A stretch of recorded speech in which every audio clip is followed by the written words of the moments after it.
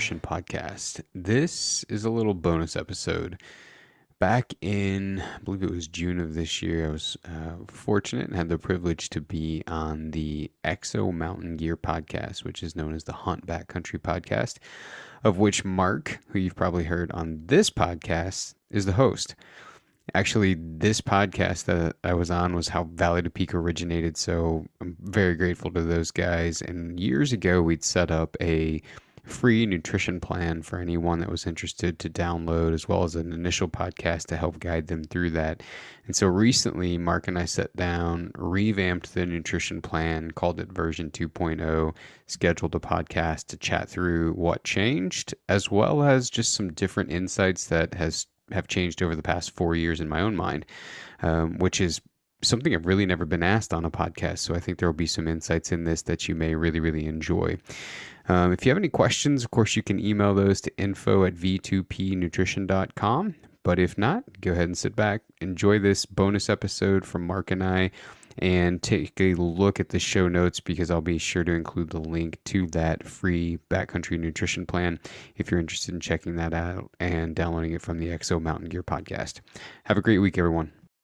Kyle, welcome back to the Hunt Backcountry podcast. Man, I'm excited to chat today. I was a bit kind of surprised, kind of not surprised when I went back and realized we first had you on in episode 124, which is like 4 years ago. I feel like I've, on one hand, known you for a really long time, and on the other hand, I'm like, gosh, was it really that long ago that we did this podcast? It's been a long time. I had to look back too, and it's hard to believe that it's been 4 years because I feel the same way. I feel like it's been a lot longer than that, which either means we're both really good friends to each other, or we're both lousy friends to each other, and this just seems like it's dragging on forever. Oh, that's funny, man. So that's that podcast was so I don't know. It was so helpful for me at that time. And I know you've been on a ton of podcasts since, and then now even have your own podcast, which I've then been on. So that may be news to people if they follow you a little bit, but maybe haven't heard from you a while or didn't realize you had a podcast. Definitely would encourage people to check that out. Real quick, what is the name of it? Is it just the Valley to Peak Nutrition Podcast? Yeah, we got really creative with it. It's just the Valley to Peak Nutrition Podcast. Cool. So if we just skipped ahead and no one's heard an episode with you 4 years ago, or what is probably the dozens of podcasts you recorded with many different podcast makers or producers, whatever the right word is, since then, can you back up and this is somebody, their first time hearing about Kyle Kamp, who you are, what you do, and just kind of give a quick introduction? Yeah, sure. So Kyle Kamp, I'm a dietitian by training. So, went to school to get my certification to be a registered dietitian, worked at a hospital for a long time. And then actually that podcast, I don't know, I've told this story a few times. I don't know how many people may or may not have heard it, but Valley to Peak was really never a thing prior to the podcast with you guys 4 years ago. And we recorded the podcast, I think it was in February. It was going to be launched in mid-May. And from February to mid-May is kind of when you and I developed our friendship, and largely because I was bugging the crap out of you about hey, I'd really like to get an email address. So if guys did have questions after listening to the podcast, they could email me. And I don't really want it to be a Gmail account because I want them to have confidence that it's they're emailing a professional. It's not just some guy in his mom's basement. And so, I mean, that conversation, as simple as it sounds, rolled into buying a domain for $12, getting an email address, starting a business, and leaving my job at the hospital a year ago. So now I run Valley to Peak full time. And really it's kind of two arms, and the best way to take those two arms of the business and condense it into one simple statement would be that my main job is helping people both prepare for and perform optimally in the mountains. And that, of course, started with guys doing backcountry hunts, and was anything from simple weekend stuff locally to guys doing 10 plus days in Chugach Mountains chasing sheep. So it's evolved over time to still include that, largely that, but also a lot of backpacking stuff. And even, this is exciting, but even kind of developed into helping guys plan for and prepare for trips to big mountains like in the Himalayas in Nepal and Kilimanjaro and some of the other stuff. So yeah, it's a, as you can imagine, it is as cool as it sounds, and I love it. And yeah, so that's kind of an introduction to the background of Valley to Peak and what I do now.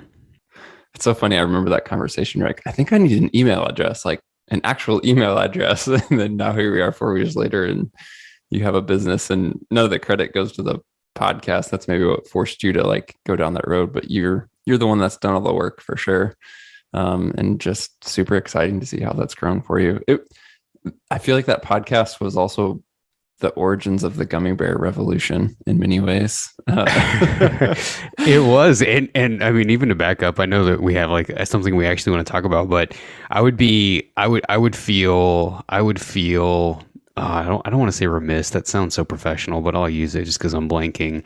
I would feel remiss not to credit you and Steve and the podcast because truly, yes, it was the catalyst to me getting an email address, which evolved into a business and now my full-time job. But, you know, just the invitation to have me on and the support that you guys and the whole community showed me is no question what allowed the business to grow to the point of me able to leave my full-time job. So I disagree saying it's of no credit to you guys because it 100% is. And that podcast was the start of Gummy Bears because I think to that point, no one had heard someone with a quote unquote nutrition, background and credentials say, hey, go eat something that most of us perceive as trash and then call it fuel for a workout. And then lo and behold, people started doing it and people started saying there's something to this. And, more and more people started doing it and finding more and more there's something to this. And that's not like a proprietary thing to me, right? I mean, you went and you bought gummy bears, you tried it. It's just the way science works, which is why I love the field of nutrition. Yeah. I think we had like a teaser snippet of that podcast, like before the intro music and everything. And I think it was a quote of me saying, which was from our conversation, if there's a nutritionist who can tell me to eat gummy bears, like I'm on board, something like that. Yeah. And it's funny now, just like seeing it throughout social media and the hunting industry is like guys will talk about gummy bears and then, we get into fights like I'm team Haribo and Steve is team Black Forest and stuff like that. It's funny how the gummy bears have become a thing, I think. And it really goes back to that. It's just funny to see that. Yeah. We everybody who onboards with us gets a welcome packet, and that welcome packet's a shirt. And so, like every shirt since the first one we printed 4 years ago, this is powered by preparation, education, and gummy bears. So I've got like every iteration of that shirt, which is multiple colors. It's my quote unquote office wear. And so sometimes I'll work outside of my house and wear that in public. And it's inevitable that someone's like, gummy bears, tell me the story. So it's turned out to be like that simple conversation and statement it's been fun. It's been great. And it's allowed me to talk to all kinds of people about the power of Haribo or Black Forest or any brand for that matter of gummy bears. Yeah. I discovered Albanese because of the podcast and talking about gummy bears, which are also fantastic. I had, so I think it was a week ago or 2 weeks ago, a guy from the Midwest find in this small corner grocery store, like this proprietary brand that makes their own gummy bears. He shipped me 2 packages of them. So really, I think like I've had people from Germany send me some. So I've had just this abundance of different flavors and I've not found one that disappoints me yet. That's funny. So I'm curious, and we're going to kind of back up and talk some of the basics. But I don't know the right way to phrase this question. Like, what I want to ask you, Kyle, is what, if anything, has changed since then? And maybe nothing's changed in the sense of like, you still essentially believe what you believe about nutrition or what have you. So if that's not a fair question of like what's changed, maybe something else is, what have you found yourself needing to like re-clarify for people on a consistent basis? Like and I'm sure there's several things that come to mind, but like in the years since the first podcast and now you're working with a ton more people. I kind of threw a non-concrete question at you, but what came to mind as I rambled? It's two things, and it's a really good question because I think like it would be foolish of me to be um, have my heels dug in so much to be immovable and inflexible either on my ideas or not acknowledging the fact that sometimes science changes. And that's not necessarily that science changes, it's just that we learn more.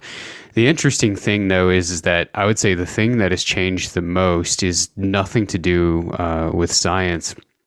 It's really working with people. So number one is working with people in general, in the sense of, you know, there is a like the terminology or the phrasing that I use a lot in the program is there's optimal and then there's practical.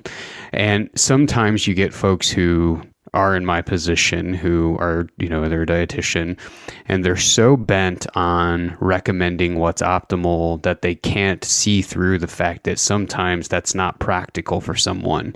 And so the coolest part about my job is because my relationship with each client is strung out over 4 to 6 months, sometimes longer. I've got someone in the program now who's been in 2.5 years.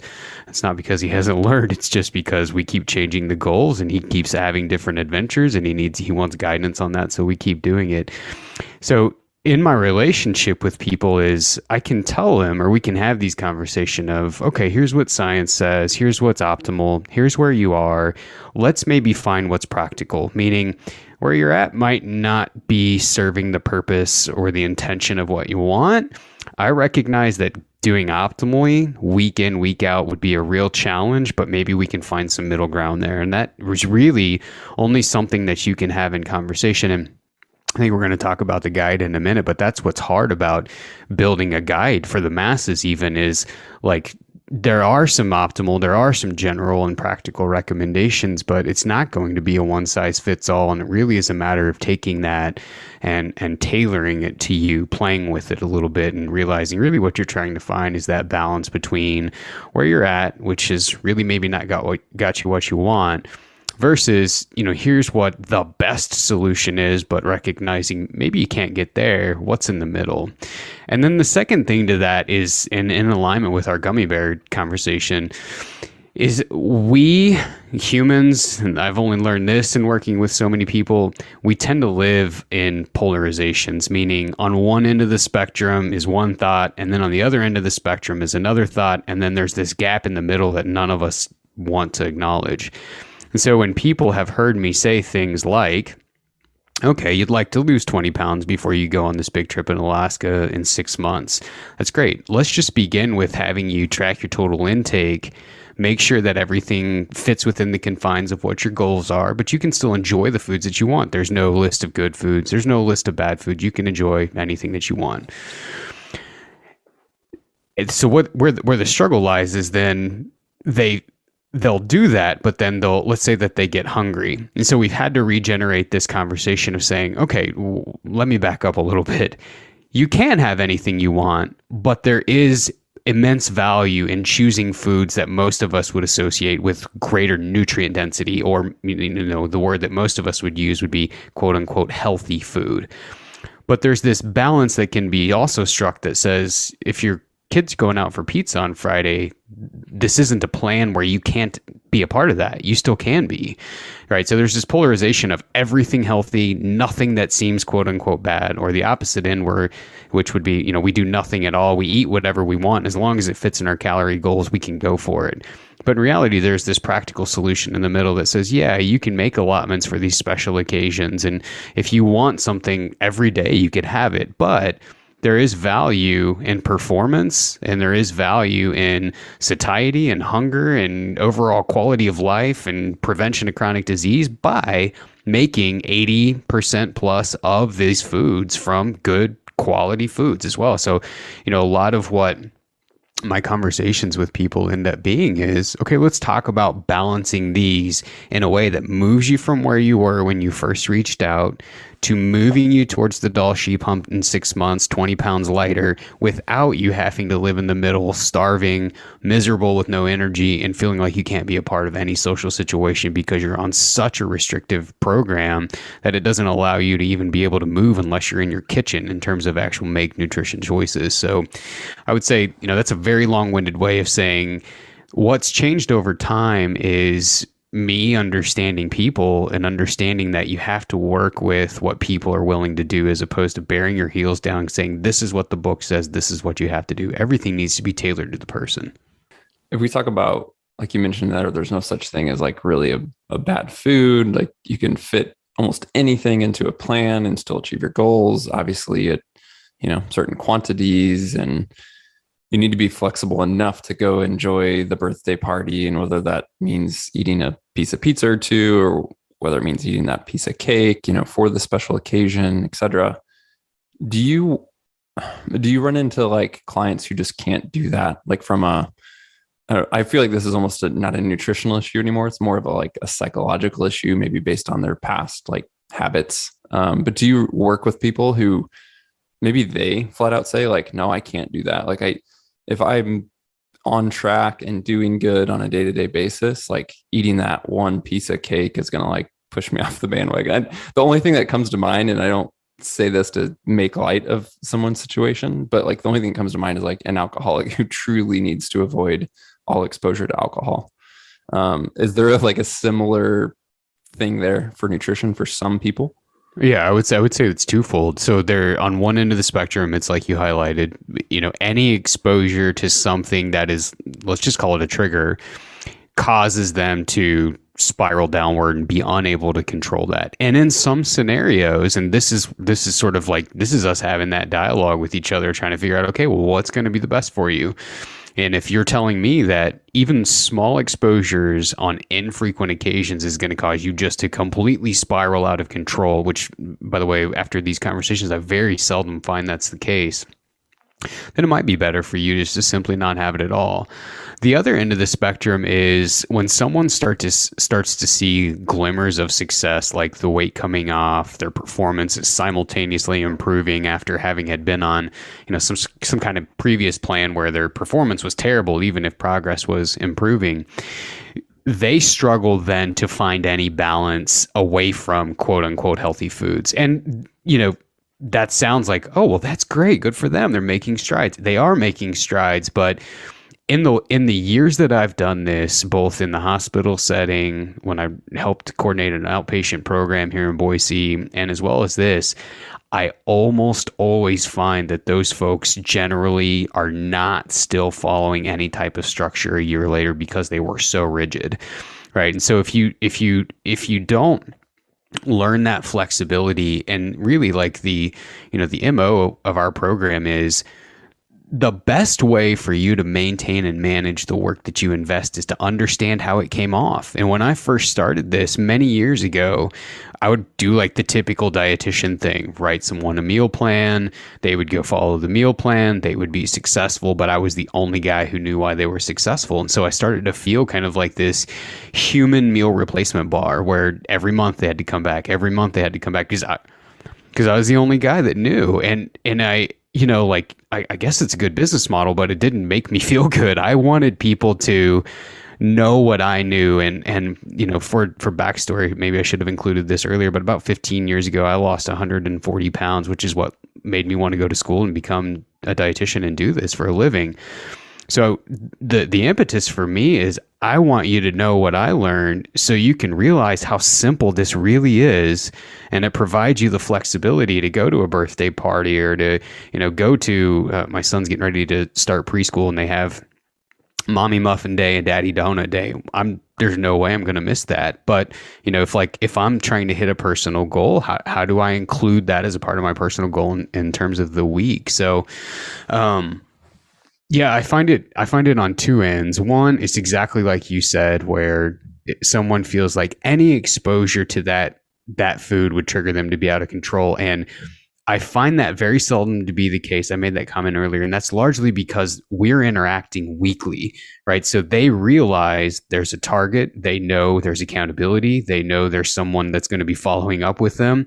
And so as they start to sort of ease into, okay, this food may not be good for me in huge quantities, but what's a good quantity, right? If I'm used to eating an entire package of Oreos, is it harmful for me to throw 2 in a day even, right? What's that look like? And so what happens is you start to expose them to that.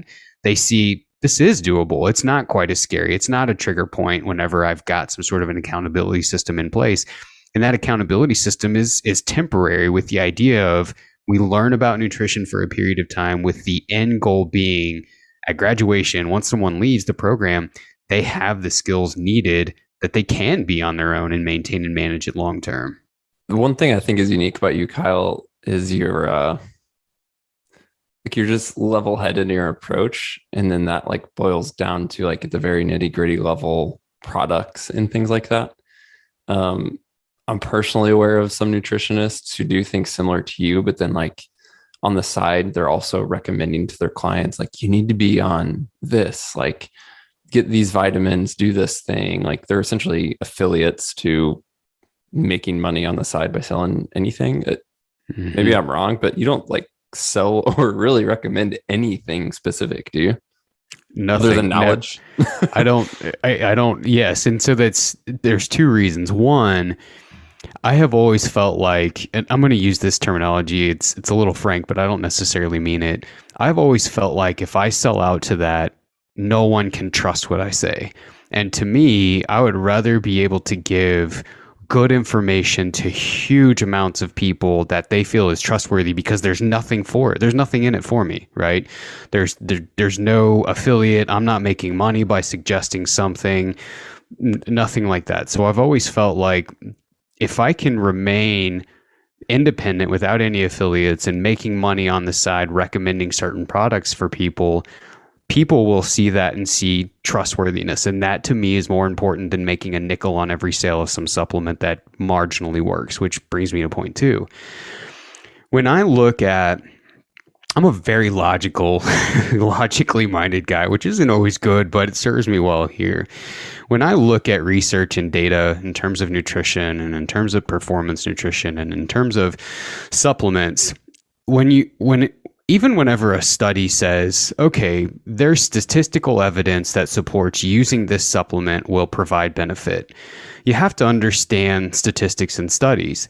And when you read deeper in that, I'm asking myself, is this statistical difference, even if it's beneficial, is it enough that's going to be a game changer for the average person, to where it's showing a meaningful benefit that they would really find value in taking this, because it'll just change their overall perspective? They'll be able to go longer in the mountains. They'll be able to go faster in the mountains. They'll be able to retain more muscle, whatever, any of those things. I've not found anything where it's just like, okay, taking this will be the absolute game changer for a single individual. The only place that I have found that to be true is, depending upon what a person's overall goal is, matching the calories to that, whether that's putting on muscle, losing weight, or maintaining their current weight while trying to improve performance. And then depending on that performance piece, detailing out where those calories are coming from, meaning what percentages are they allocating to carbohydrates, proteins, and fats. Beyond that, and general nutrition advice, there is not a lot out there that will provide any sort of a benefit, which goes back to point one. Why would I be affiliate to anything that doesn't work? You know, my name is attached to that, and I do not want to be in that category of, again, a frank term, a harsh term, and I don't mean it as such, but I don't want to be known as a sellout who's like, yeah, this guy's just getting money because this guy's affiliating a supplement because he's getting money from it. I'd rather remain independent and provide trustworthy advice, and people don't have to second guess what's coming out of my mouth, because I'm not getting money from anyone. Now, I do want to clarify, though, like, you know, so whey protein, good example. That is considered a supplement. It is protein. It will promote muscle growth. So there are things like that quote unquote work, but in my mind too, even along that lines, there is no advantage to like a whey protein over eating 4 ounces of lean venison either. So there are supplements that work simply because they are what they say they are, but you can also get those from food. And if that's the case, again, I've not found anything beyond that that's something you can't get from food would justify me pushing it. Or like, I don't even think you saying like some whey protein could help in a person's goals, but more this one and only whey protein is the one and only that's truly good or truly quality or whatever. And obviously there are different qualities, and some have more junk than others, and some have more additives than others. But you're not like saying you must go buy XYZ whey protein to truly get any benefit from whey protein. Yeah, and I think part of that comes just from my training in the hospital. When you're working in populations who literally have no income and they need supplements for part of their chronic health issues, like supplement meaning, they need some sort of a drink that has carbs and protein in it because they're a cancer patient losing weight. And I'm spent years trying to find how can we mitigate this. And so you take something, I won't name the product, but there's a certain product often recommended by medical communities in that scenario to help people gain weight. And if you look at the nutrition profile, your average 2-gallon jug of chocolate milk mirrors that nutrition profile.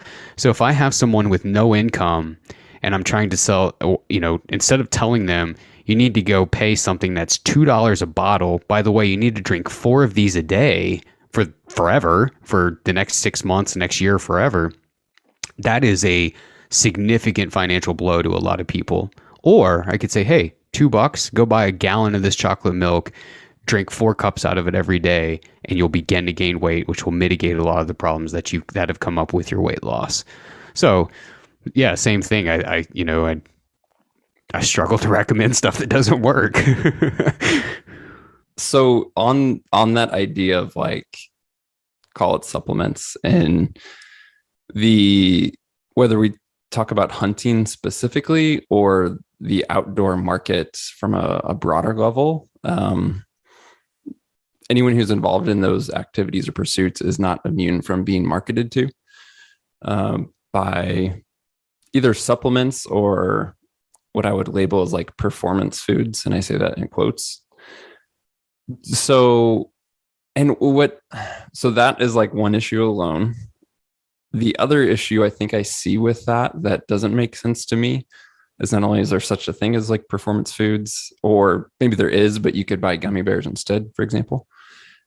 The other thing I feel like guys like shoot themselves in the foot with is that they get things like this fancy supplement, this fancy performance food, and it's something new to them that they then try on a trip that they haven't tried before. And I think that's like playing Russian roulette with, you may be fine or you may actually be doing way more harm to yourself by trying to do this quote unquote like performance strategy on something that you haven't tested.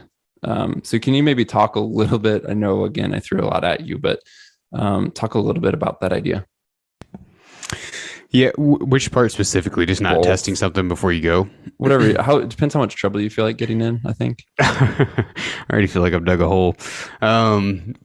Yeah, so as far as the trialing things before you go, piece of that, that is rule number one. Even whenever I'm, working with someone, even with my own recommendations, because yes, there is the science says this piece of things, and then there's what's actually going to work. And the difference between that and why the gap is so big is because we're all so different, right? And then you start adding factors involved with the backcountry. And prime example of this would be higher altitude, higher output, higher heat, the fact that you've got a belt cinched around your stomach with 20, 30 pounds pulling on it for the most part.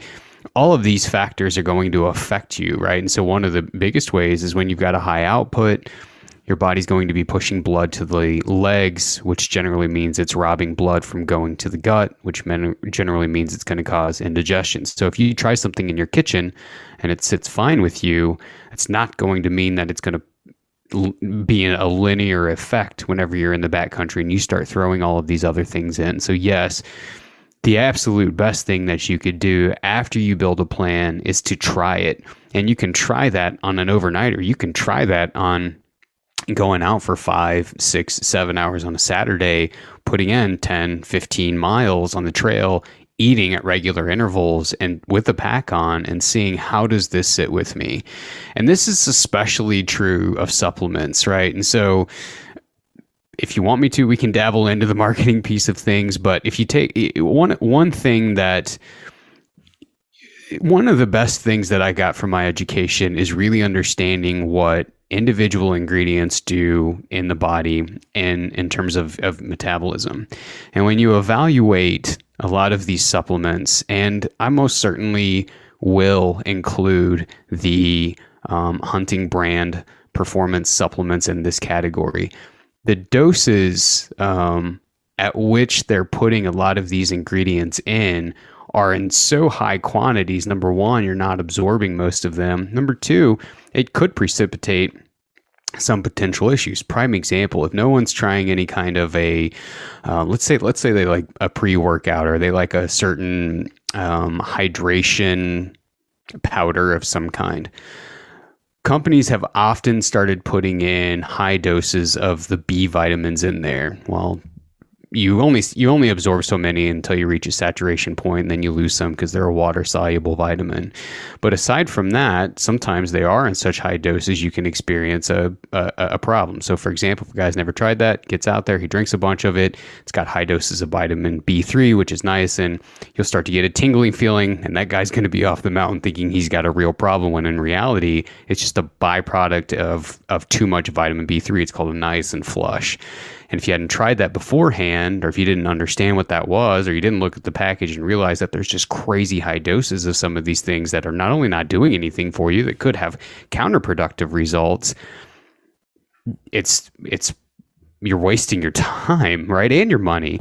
So I don't know if that answers the question or not, but yes, I would certainly, number one, anything you try, whether it's 100% food, no supplements, or supplements, try those before you go. But number two, I would really just be a responsible buyer and say, okay, what is in this? Right? What is in this? What are all of these words, and do they do anything for me?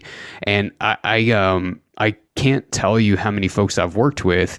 What's interesting is, like, you'll get in a forum and people will rave about a product and a brand and blah, blah, blah.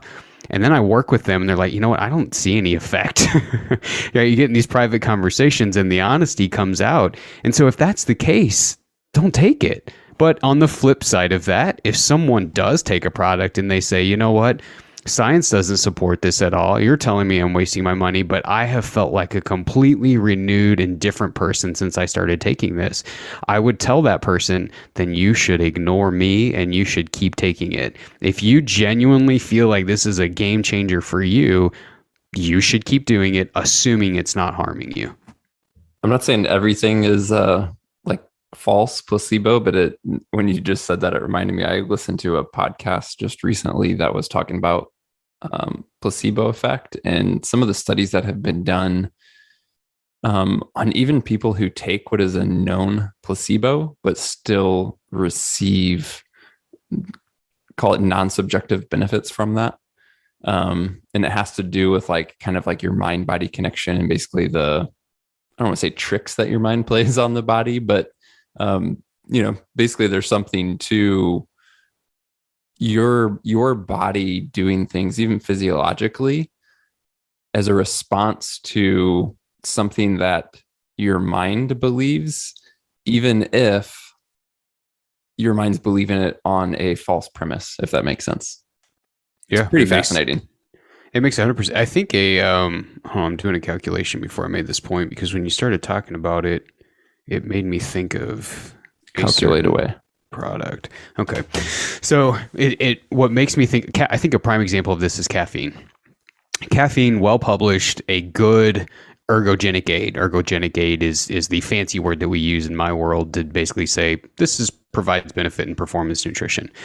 But when you start to read out what's the true advantage of caffeine for people whenever they take it, what's the ergogenic effect, what's the value, how does it enhance performance, it's mostly in your mind, right? I mean, you all of a sudden get ramped up, which gives you a boost of energy, but there's no transfer of additional energy. Like, it's not like all of a sudden you've metabolized more sugar for the muscles. It's not like you've given more protein for extra growth.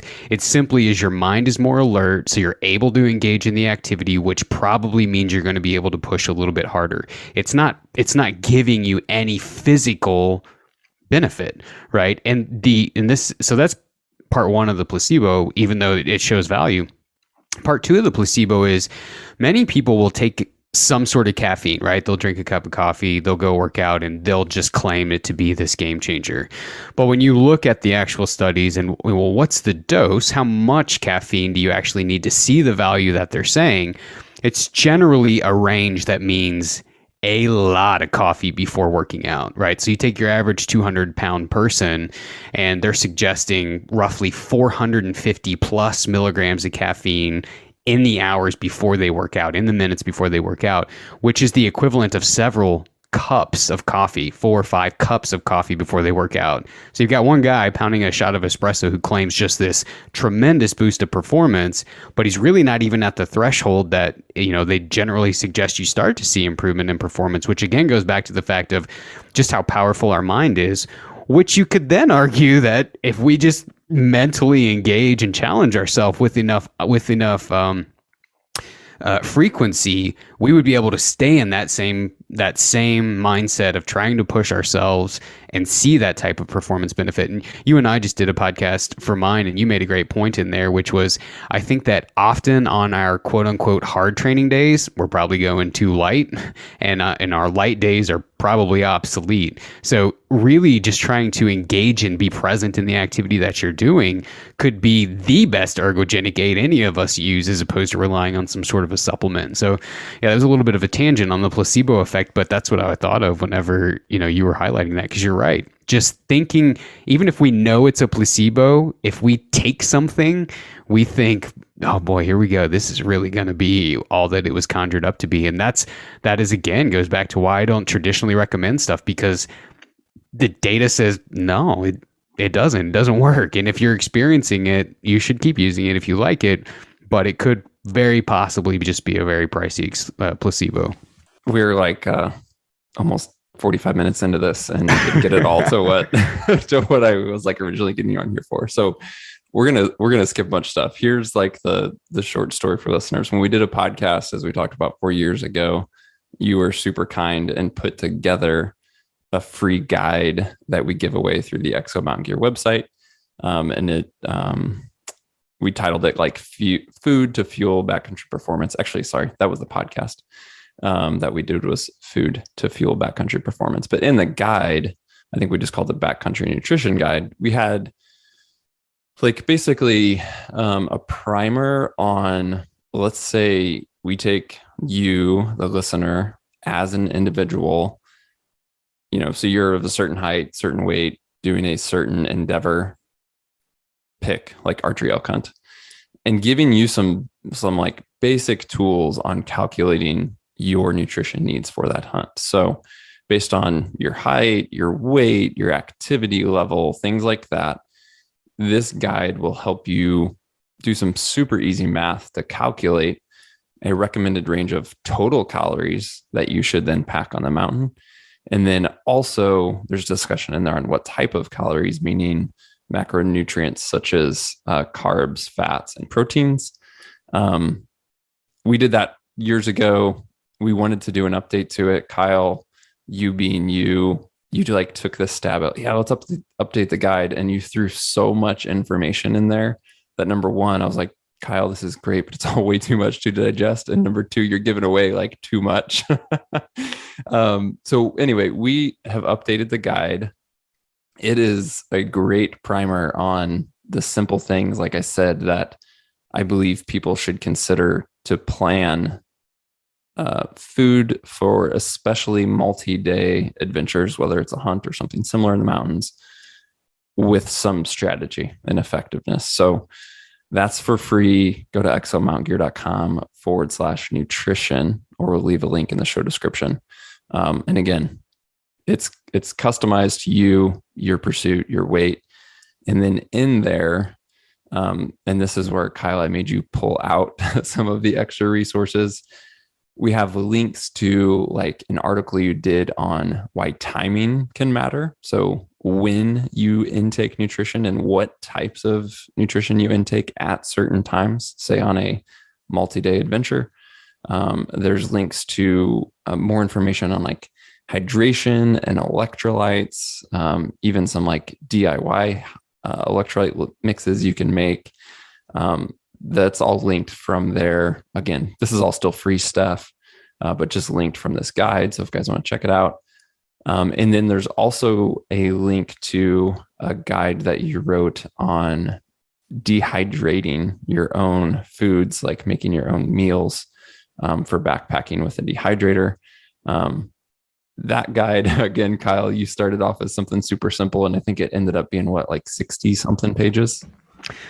Oh man, this is just typical Kyle Kamp fashion. Yeah, same with like I started putting together the the version 2.0 of the guide for the Exo site, and I was like, God, he's just gonna he's gonna eat me alive on how long this is, which is great. It's just great. But so the dehydrating guide ended up being, I think, 97 pages long. Oh, geez. So, and that's something actually you're going to offer at a cost, a minimal cost, honestly, for what that sucker is, because it goes through everything from like selecting a dehydrator to what foods are good to dehydrate, what aren't, specific recommendations, recipes, etc. Like that's all in there. So I say all that to say to the listener, go to exomtnggear.com/nutrition to get the updated guide to help you plan for future trips.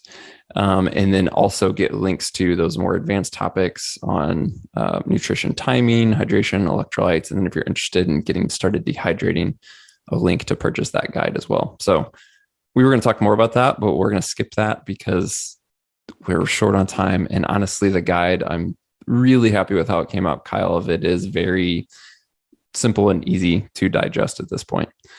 I wanted to use our remaining time a little bit to talk about the death hike. So you're going on the death hike with us for the first time this year. And it's one thing, I think, Kyle, to hear you as a nutritionist, as an expert, talk about like science, and this is what you should do based off of your professional knowledge. And basically, kind of you spending a lot of time unintentionally talking about helping other people or developing strategies for other people. I'm just super curious to hear, what are you doing to prepare for the death hike, both from a bit of a training perspective, but I'd love to hear like kind of a nutrition plan, call to plan if you want. You can talk about maybe the plan, but even because I know you've been doing a bunch of hikes and testing stuff for yourself, as we just talked about, I think I want to try like this food or this thing on the death hike, but let me try it on this Saturday when I'm going to go out and do a 15-mile training hike. So super open-ended, but basically, how have you been training, planning, and preparing for the death hike? Yeah, that's a good question. So yeah, this so the death hike, at least as it's tallied right now, is I think I'm allowed to share this, 60 some odd miles, 25,000 vertical feet of elevation, which will be a challenge for sure for me, to say the least. And so on one hand, half of my brain is reminding me there's not a whole lot you can do to fully, prepare for something like that. But it certainly is above just my baseline fitness level that I carry around year round, which isn't anything impressive. I just try to stay decently able to go do stuff I like to do. So I really started about 12 weeks ago, and in a nutshell, because again, just like you highlighted with that guide, I have the tendency to just rabbit hole into nuances, so I'll try to keep it general. In a nutshell, I really tried to work up my base of endurance, so I went from basically doing 45-minute to hour-long workouts 4 or 5 times a week, and steadily increased that to 10 hours a week to even longer. And so what that looked like was doing some periods of longer hikes, 4 hours to as many as 7+ hours, getting anywhere between 10 and 20 miles in, and making sure that a lot of that covered a good chunk of elevation. So starting low and then building up from there, just to reduce or try to mitigate any risk of overextending myself or overuse injuries. In addition to that, I added in some heavier pack stuff just to prepare my legs for that, and some additional strength training stuff. And I will say this too, one thing that I have done differently this go around compared to past go rounds is I have tried to exhaust myself less. I've tried to be smarter about it, not lifting quite as heavy. I'm not trying to set PRs on my lifts. I'm trying to just focus on very good form and probably even finish my repetitions with some gas still in the tank, as opposed to completely maxing out my full ability. And a lot of this was guidance from someone that I work with on the mountaineering side of things. So I do all the nutrition coordination for a company's called Summit Strength. I consult with all of his nutrition for a lot of his folks going on big adventures. And so I said, hey, we've become good friends after being working colleagues for a while, and said, hey, I'm doing this. I don't know what I don't know for something like this. I mean, I can dabble in it enough to figure it out, but I don't know what I don't know.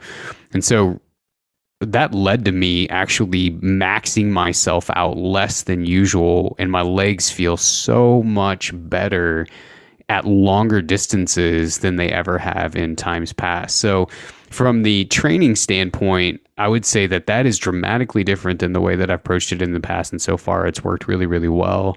On the nutrition front, because, covering that amount of miles, we've basically got 48 hours to do it in. That means we're going to spend a lot of time on our feet. And going back to that guide, one of the key pieces with trail nutrition is not only total doses. So in the guide, it talks about totals and timing. It's not just knowing your nutrition totals, but it's making sure that those totals are getting replaced with frequency, right? Because if you drain the tank and you're not refilling the tank for 4 hours, that tank's empty, and it's inevitable that you're going to hit a wall. So for me, it's looking at, okay, how often do I want to try to be eating something, and how can I add some decent variety in throughout that duration? So testing things, because as much as I love gummy bears, I don't want to subsist on packages upon packages upon packages upon packages of gummy bears for 48 hours. So trying to test different things that'll pack well, that have a good, the nerdy speak would be metabolic rate, that has a good rate of breakdown to deliver fuel to me, but also offer variety. So yeah, I've played with, just all sorts of stuff, from like baking muffins and putting honey on them while hiking because they're relatively easy to eat, to eating packaged cereals with dried fruits, to gummy bears, to electrolyte mixes, to fruit, to all sorts of different things. And honestly, it's been fun. I try to enjoy on trips like this, and even preparing for hunting season, I try to enjoy the entire process. So I started in March, roughly. We'll go in June, and I've tried every week just to enjoy the entire process, as opposed to having my eyes set on June for 3 days and then it's over. It's been fun to play with things and sort of not only see how it affects me personally, but it's really, really good for me to put into a practical sense what I'm telling other people to do, so I can remember. And there's been some times where I've tried something and thought, okay, I may have recommended this in the past, but I need to change this. So it's good for me on both an application perspective and a prep perspective. Give me 3 to 5 things, not including gummy bears, that at this point you will take on the death hike. Oh gosh. They don't have to be fancy, just could be random, but 3 to 5 things is going to be in your food bag. That's a good question. I'm actually looking at my spreadsheet now, which is a dynamic spreadsheet, never changing. So there will definitely be a bag of Pop-Tarts. There will definitely be, this is my all-time favorite, and it's very juvenile, but I love it, some sort of dried kids cereal with fruit in it, like usually raisins and like golden grams, or bananas and golden grams, dehydrated bananas and golden grams. That's the jam. I did that on our 100-mile death hike. Golden grams and then bananas. I dehydrated them with some cinnamon. So good. Yeah, I every day look forward to that in my food bag. So that'll definitely be in there. And then, I don't know, I'm going back and forth between these bars that I made and some muffins that I made. And, so I would imagine the average person may say, well, why not just buy one? What's so special about these bars? The only thing, quote unquote, special is that I have tailored the recipe and the portion size to fit the need, right? So the amount of carbs that I need in an amount of time, I know that this bar equals exactly that, versus if I buy something that's already been produced, then I've got to eat two of them and carry more and blah, blah, blah, blah, blah. So this lets me really tailor the portion size, just pack it, not have to question it, and then go on my way. So those three things will definitely be in there. And then I also picked up some individual little packets of honey to squirt on top of stuff. And I'm sure there will be a lot of those in there too. Cool. I should ask you, what's in yours? I don't know yet, Kyle. I've been Killing bears. procrastinating. Yeah, I've been killing bears. I've been procrastinating. No, for sure. It's funny. Like Pop-Tarts, definitely will do cereal and dehydrated fruit. I picked up some of those honey packets after seeing you recommend them, or not recommend them, at least use them. I'll do some calories and carbs that I can get in a liquid form. So something like Tailwind would be the Gucci performance version, or potentially Tang, something like that. Yeah, a lot of the bases will be there. I'll probably mix in beyond just the fruit and the cereal, do some other fruit, like a dehydrated fruit. Yeah, I'm still making some decisions for sure. I still like going back to bars. I just basically don't have the time to make them. Why am I drawing a blank? I really like Bobos bars, which are like oat based, just from a pure like taste and enjoyment perspective. Mm-hmm. And then those Big Sur bars, which I've talked about, which are super calorie dense. Again, that's more from a not super strategic on like picking apart the calories and the macros, but just going, it's a good amount of calories that I pretty much know, regardless of how I'm feeling, I can eat that. And even like on those, you know, what I've found, especially with like those Big Sur bars, is because one bar is, I think, like, I don't know, 650 calories. Like they're dense. I will usually eat that over a period of time. And so just getting kind of a couple bites in here and there, maybe eat that one bar over, call it 3 different little snacks, is just a strategy I've used a lot. And it works. It sounds good, feels good. Yeah, we'll see. And they are delicious. Those Big Sur bars are really good. Yeah, it's another thing, kind of like Pop-Tarts. Like the only time I eat them is on, you know, like a backpack hunt, or in this case, something like the Death Hive. But maybe I should work on an affiliate program with Pop-Tarts and Big Sur rather than there you go, rather than the supplement market. Forget what we said earlier about supplements. I have an affiliate program. If you use the code word V2P at bigsurbar.com, I'm just joking. That's not real. I wish it was. I keep waiting for Haribo to send me a check, but so far nothing.